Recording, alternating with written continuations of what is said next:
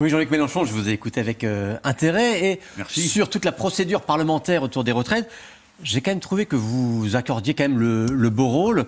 Le gouvernement qui est totalitaire, vulgaire, grossier. Totalitaire. Non, j'ai pas dit ça, Guillaume Tabar. Non, j'ai dit qu'il y avait des pulsions. D'ailleurs, votre collègue du journal du dimanche, mais ça, a dit, alors jusqu'où? Alors, non, c'est écrit. Non, nous ne sommes pas dans un régime totalitaire, mais il y a des pulsions totalitaires. La preuve, c'est que vous êtes là pour le dire, donc c'est que... Ben oui, non, mais on pouvait le lire avant, mon cher. Hein. Bon, quant à vulgarité, grossièreté, on avait aussi dans cette séquence des chorégraphies, notamment avec des députés de votre groupe, qui boxaient une effigie du président de la République.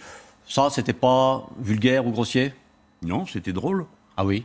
Bah oui, c'est en tout cas plus drôle que de crier dans l'hémicycle « nique ta mère » ou que quelqu'un vienne dire à un de mes députés « toi, si tu continues, je t'en mets une ».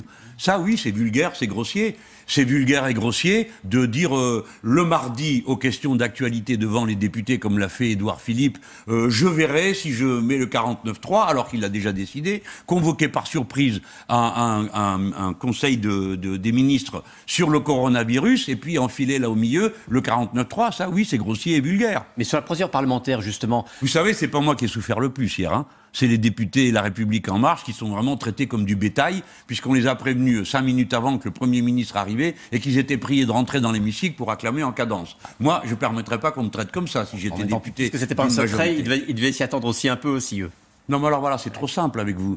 Alors on se demande si c'est pas moi qui suis responsable du 49.3 alors que c'est lui qui le décide. Et puis on s'y attendait. Alors comme on s'y attendait, ben ma foi. Alors on pourrait s'attendre à ce qu'ils suspendent les élections municipales. Alors quand l'événement arriverait, bon, on dira, bah, c'est normal, on s'y attendait. Alors, non, vous êtes extraordinaire pour endormir. Bon, ça m'étonne de vous, d'habitude, vous piquez là. Non, mais vous êtes là pour réveiller tout le monde, donc ça, c'est très bien. J'espère. Mais sur la procédure parlementaire, oui. Tous les opposants au 49.3 disent que l'on bafoue les droits du Parlement.